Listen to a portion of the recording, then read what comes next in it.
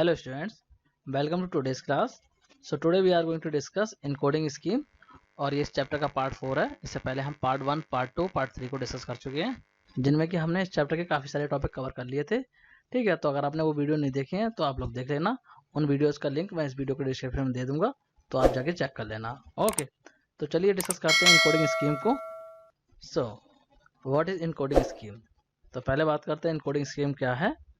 So an encoding scheme is a way to represent a character in binary. An encoding must follow a specific character set. For example, UTF-8 encoding follows UTF character set. It uses 8-bit binary number to represent a character. Okay. तो देखिए encoding scheme क्या है। Binary में character को represent करने का एक तरीका है कि जो हम कंप्यूटर में कैरेक्टर टाइप करते हैं उनको बाइनरी में किस तरीके से रिप्रेजेंट किया जाए, तो उसको रिप्रेजेंट करने के लिए यूज करते हैं इनकोडिंग स्कीम को। ओके, आई होप आपको इतनी चीज समझ में आ रही होगी। और इनकोडिंग में स्पेसिफिक कैरेक्टर सेट फॉलो किए जाते हैं। फॉर एग्जांपल यूटीएफ इनकोडिंग जो होती है वो फॉलो करती है यूटीएफ कैरेक्टर सेट को, और ये 8-बिट बाइनरी नंबर को यूज करती है किसी भी कैरेक्टर को रिप्रेजेंट करने के लिए। ओके, तो ये थी हमारी इनकोडिंग स्कीम की बेसिकली डेफिनेशन। आई होप आप लोगों को समझ में आ गई होगी। तो चलिए अब बात करते हैं types of encoding scheme. So following are some encoding scheme. कौन कौन सी हैं? ASCII, Unicode and ASCII। ये हमारी कुछ पॉपुलर इनकोडिंग स्कीम है, तो इनको हम वन बाय वन डिस्कस करेंगे। लेकिन इस वीडियो में हम ज़्यादा फोकस जो करेंगे वो ASCII इनकोडिंग स्कीम पे करेंगे, क्योंकि ASCII इनकोडिंग स्कीम जो सबसे ज़्यादा पॉपुलर इनकोडिंग स्कीम है, जो कि आज के टाइम में मोस्टली कंप्यूटर्स यूज़ करते हैं। ठीक है, कैरेक्टर्स को रिप्रेजेंट करने के लिए। ओके, तो हम ASCII स्कीम को ज़्यादा अच्छे से डिस्कस करेंगे इस वीडियो में। ओके, बाकी को भी देखेंगे, इनका भी मैं आपको बता दूंगा कि इनको क्यों यूज़ करते हैं। ठीक है, ओके, तो चलिए पहले डिस्कस कर लेते हैं ASCII इनकोडिंग स्कीम को। Okay, it is most common encoding system pronounce as ASCII। Okay, तो इसको इस तरीके से प्रोनाउंस करते हैं ASCII, और ये जो है सबसे कॉमन इनकोडिंग सिस्टम है। Okay, ASCII stand for American standard code for information interchange. ठीक है, तो ASCII की फुल फॉर्म होती है ये American standard code for information interchange. Okay, ये फुल फॉर्म आप लोग याद कर लेना, बहुत जगह ये फुल फॉर्म पूछी जाती है। And ASCII is an encoding and character set developed by ASA in 1960. This encoding was mainly developed for electronic communication in the United States. Hence, it only encodes English characters, numbers, and other symbols used generally in US and in US-based digital system. तो देखिए ASCII encoding को ASA ने develop करा था 1960 में, और ये encoding mainly electronic communication के लिए डेवलप की गई थी यूनाइटेड स्टेट में। ठीक है, तो इसीलिए इनकोडिंग ओनली इनकोड करती है इंग्लिश करेक्टर्स को। ठीक है, इंग्लिश करेक्टर्स हैं, नंबर्स हैं या सिंबल्स हैं, उनको इनकोड करती है, जो कि ज़्यादातर यूएस में यूज होते हैं या फिर यूएस बेस्ड डिजिटल सिस्टम होते हैं उनमें यूज होती है। ओके, आई होप आपको समझ में आ रहा होगा। And ASCII character set contains a total of 128 characters, and each character has a unique value between 0 to 127. Hence, a 7-bit binary number is sufficient to represent a character from ASCII character set, since a 7-bit binary number can hold value from 0 to 127. तो देखिए ASCII character set में total 128 character होते हैं, और हर character के लिए unique value होती है 0 से 127 के बीच में। ओके, और इसमें 7-बिट बाइनरी नंबर सफिशिएंट होता है किसी भी ASCII कैरेक्टर को रिप्रेजेंट करने के लिए। Okay, however in a typical computer system the memory is made up of unit cell and each individual cells contain 8 bits. Hence, even though ASCII need only 7 bit to encode a character, it is stored as 8 bit by keeping first bit 0. Hence, the actual bit width of ASCII is 8. ठीक है, तो देखिए मैंने previous slide में बताया आपको कि ASCII में कोई भी कैरेक्टर को रिप्रेजेंट करने के लिए 7 बिट सफिशिएंट होती हैं, लेकिन कंप्यूटर की मेमोरी में जो यूनिट सेल होते हैं वो 8 बिट में स्टोर होते हैं। ओके, तो इसीलिए ASCII कैरेक्टर को भी as a 8 bit character store किया जाता है। ओके, जहाँ पे कि जो फर्स्ट बिट होती है वो आपकी 0 रहती है, मतलब जो फर्स्ट बिट होगी हमेशा वो 0 रहेगी। ओके, तो इसीलिए इसकी जो एक्चुअल बिट्स होगी वो 8 हो जाएगी। ओके, तो ASCII कैरेक्टर की जो फर्स्ट बिट होगी वो हमेशा 0 रहेगी, तो इसीलिए जो फर्स्ट बिट होती है उसको डेड बिट भी बोलते हैं। Okay, so it was all about ASCII encoding. I hope आपको समझ में आ गया होगा। इंट्रोडक्शन पार्ट था ये ASCII इनकोडिंग का, मैंने आपको एक्सप्लेन कर दिया। आई होप आप लोगों को समझ में आ गया होगा। अगर आप लोगों को कोई भी डाउट रह जाता है तो आप लोग कमेंट कर देना, मैं आपका डाउट क्लियर कर दूंगा। तो चलिए अब इंग्लिश अल्फ़ाबेट की ASCII इनकोडिंग में रिप्रेजेंटेशन देख लेते हैं कि जो इंग्लिश अल्फ़ाबेट होते हैं वो किस तरीके से ASCII इनकोडिंग में रिप्रेजेंट होते हैं। क्योंकि नॉर्मली हम कंप्यूटर में इनपुट इंग्लिश लैंग्वेज में ही देते हैं, तो कोई भी सेंटेंस हमने इंग्लिश में लिखा है तो वो किस तरीके से ASCII में इनकोड होगा उसको देख लेते हैं। तो इसको एक टेबल की हेल्प से समझ लेते हैं। ये देखिए यहाँ पे ASCII टेबल है, ठीक है। तो इस ASCII टेबल में देखिए स्मॉल लेटर्स और कैपिटल लेटर दोनों के लिए ही कोड दे रखे हैं। तो देखिए ASCII इनकोडिंग में स्मॉल लेटर के लिए जो कोड होता है वो स्टार्ट होता है 97 से और ये चलता है आपका 122 तक, ठीक है। मतलब स्मॉल ए जो अल्फाबेट होगा उसके लिए 97 होगा, स्मॉल बी के 98, इस तरीके से इंक्रीजिंग ऑर्डर में चलता चला जाएगा और जेड अल्फाबेट पे आपका आएगा 122 ASCII कोड। ओके, आई होप आपको समझ में आ रहा होगा। काफी इजी है, इसको याद रखना। बस आपको स्टार्टिंग वाले अल्फाबेट का नंबर याद रखना है और जो लास्ट अल्फाबेट है उसका नंबर याद रखना है कि 97 से 122 तक रहता है, ठीक है। तो ए पे 97, बी पे 98, सी पे 99, इस तरीके से आपका होता है। इसी तरीके से कैपिटल लेटर्स के लिए भी रिप्रेजेंटेशन होती है। कैपिटल लेटर में देखिए क्या होता है, कैपिटल ए के लिए होता है 65, कैपिटल बी के लिए होता है 66, कैपिटल सी के लिए होता है 67। तो इसी तरीके से ये इंक्रीजिंग ऑर्डर में चलता है और ये आपका रहता है 90 तक। 90 ASCII कोड होता है कैपिटल जे के लिए। ओके, आई होप आपको इतनी चीज समझ में आ रही होगी। तो स्मॉल अल्फाबेट है तो 97 से ASCII कोड स्टार्ट होगा और 122 तक चलेगा, और अगर कैपिटल लेटर्स हैं तो आपका स्टार्ट होगा 65 से और ये चलेगा 90 तक। ओके, इस तरीके से सीरीज फॉलो होती है। काफी इजी है याद करना, बस आपको स्टार्टिंग और लास्ट का नंबर याद रखना है। ओके, आई होप आपको ये टेबल समझ में आ गई होगी। ओके, तो चलिए अब देख लेते हैं कि अगर हम कोई सेंटेंस इंग्लिश लैंग्वेज में लिखते हैं कंप्यूटर में तो उसकी ASCII रिप्रेजेंटेशन क्या होगी। तो यहाँ पे एग्जाम्पल के तौर पर मैं अपना नेम ले लेता हूँ और उसकी ASCII रिप्रेजेंटेशन करके मैं आपको दिखाता हूँ। ओके, तो देखिए यहाँ पे मैं लिख देता हूँ अपना नेम, ठीक है। मैं लिख देता हूँ नेम तेजपाल, ठीक है, मैंने नेम लिख दिया ये। ओके, अब इसकी ASCII रिप्रेजेंटेशन देखेंगे क्या होगी। तो पहले अपने नेम की लेटर्स को मैं अलग अलग लिख लेता हूँ, ठीक है। देखिए मैं यहाँ पे लिख देता हूँ T एंड लिख देता हूँ E एंड फिर लिख देता हूँ J एंड फिर लिख देता हूँ P एंड फिर A एंड लास्ट में L, ठीक है। इस तरीके से मैंने लिख दिया। ओके, तो पहले चेक करते हैं T अल्फाबेट के लिए क्या ASCII कोड होगा, ठीक है। तो देख लेते हैं। तो यहाँ पे देखिए T कहाँ रहा हमारा, ये रहा। तो इसके लिए जो ASCII कोड है वो है आपका 116, ठीक है। तो यहाँ पर मैं लिख दूंगा 116, ठीक है। यहाँ लिख देता हूँ मैं 116। ओके, अब बात करते हैं E की। तो E के लिए क्या ASCII कोड होगा, E के लिए है हमारा 101, ठीक है। तो यहाँ लिख देता हूँ 101, यहाँ पे मैं लिखता हूँ 101। ओके, अब देखते हैं J के लिए ASCII कोड, ठीक है। तो J रहा हमारा ये और इसके लिए ASCII कोड है 106, ठीक है। तो यहाँ लिख देता हूँ मैं 106। ओके, नेक्स्ट है P। तो P के लिए चेक करते हैं। P के लिए ASCII कोड क्या होगा हमारा, यहाँ पे है 112, ठीक है। तो यहाँ लिख देता हूँ 112। ओके, नेक्स्ट है A। A के लिए चेक कर लेते हैं। A के लिए हमारा 97, तो यहाँ लिख देता हूँ 97। ओके, फिर है L। तो L के लिए चेक कर लेते हैं। L के लिए है 108। ओके, तो यहाँ लिख देता हूँ 108। ओके, तो ये हमारे इन लेटर्स की ASCII रिप्रेजेंटेशन हो गई है। ओके, तो ASCII में अगर हम इसको कंबाइन करके लिखें तो किस तरीके से दिखेगा, देखिए करके दिखा देता हूँ मैं आपको। यहाँ पर लिखता हूँ मैं, देखिए 116 101 106 112 97 108।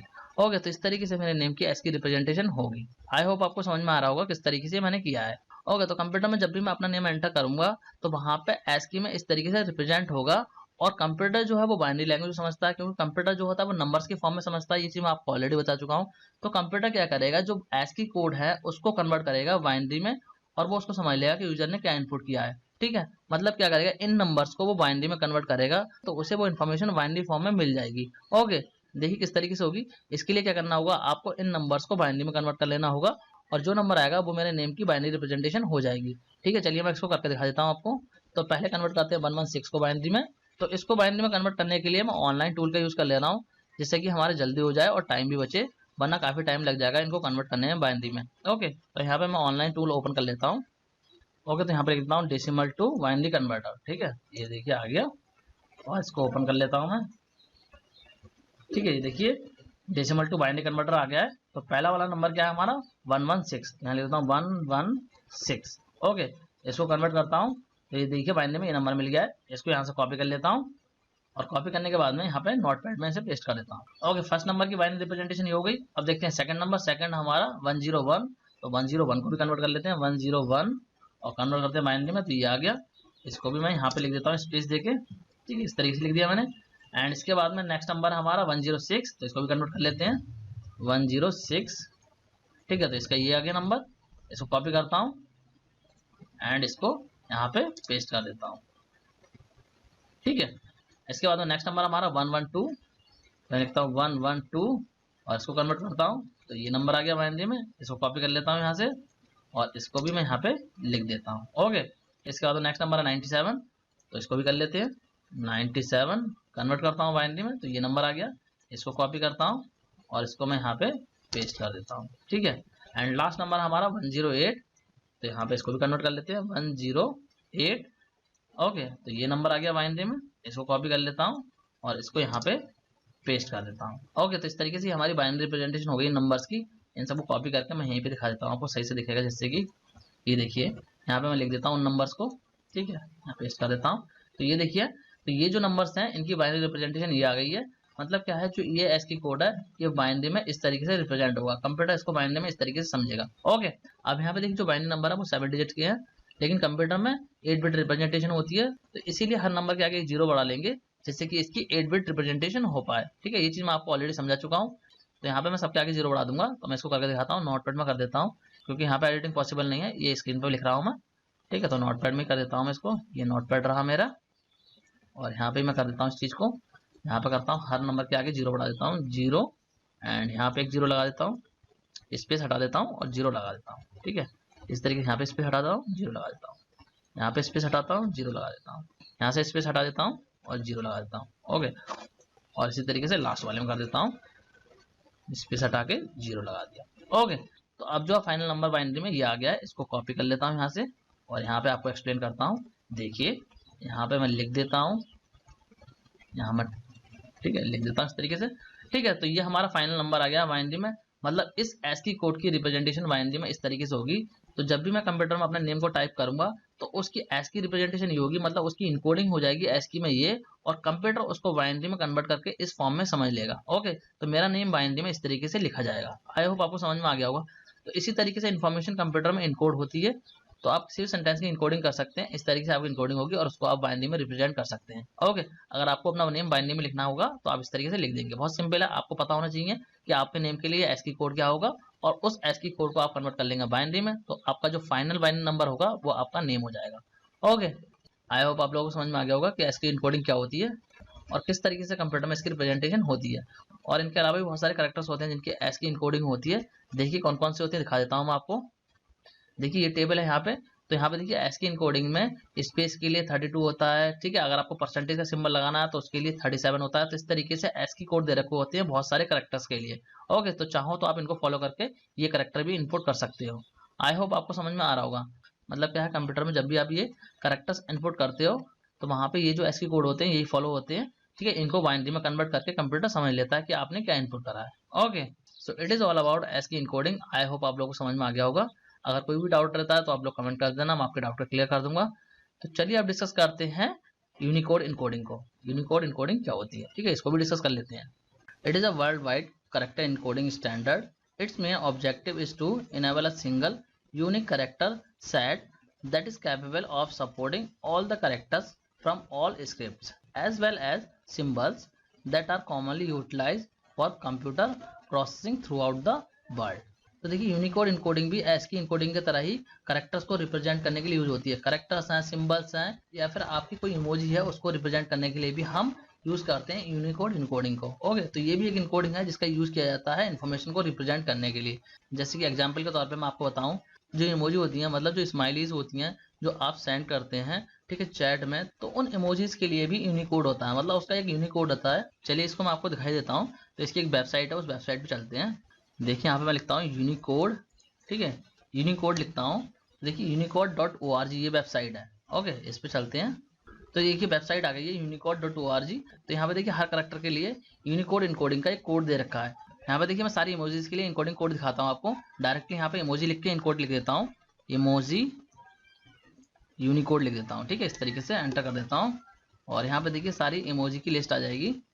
देखिए ओपन करता हूँ इसको, सेम वेबसाइट है, वेबसाइट वही है। ये देखिए सारी इमोजी यहाँ पे आ गई हैं, जो स्माइलीज हैं वो यहाँ पे आ गई हैं, ठीक है। तो इनके लिए यूनिकोड दे रखा है। यहाँ पे देखिए ये यूनिकोड दे रखा है और यहाँ पे देखिए एप्लीकेशन का नेम भी डिस्प्ले हो रहा है, किस एप्लीकेशन में ये इमोजी किस तरीके से डिस्प्ले होगी, ठीक है। यहाँ पे देखिए गूगल है, FB है, बिंड है, ठीक है, ट्विटर है, ये सबके नेम शो कर रहा है कि किसमें किस तरीके से दिखेगा। ये देखिए यहाँ पे ऐप्स दिखा रहा है। ऐप्स का मतलब जो भी एप्लीकेशन होते हैं, व्हाट्सएप है आपका या आपका कोई और मैसेज है ना, उसमें इस तरीके से डिस्प्ले होती हैं। ओके, तो सबके लिए यूनिकोड दे रखा है। तो अगर आप कोई प्रोग्राम डेवलप कर रहे हैं तो आपको कहीं पे इमोजी की रिक्वायरमेंट है, तो आपको डायरेक्टली इमोजी लगाने की जरूरत नहीं होगी। तो आपको क्या करना होगा, वहाँ पे यूनिकोड देना होगा। ये जो कोड होगा वो देना होगा, तो कंप्यूटर समझ जाएगा यहाँ पे मुझे क्या करना है, इस इमोजी को प्लेस करना है।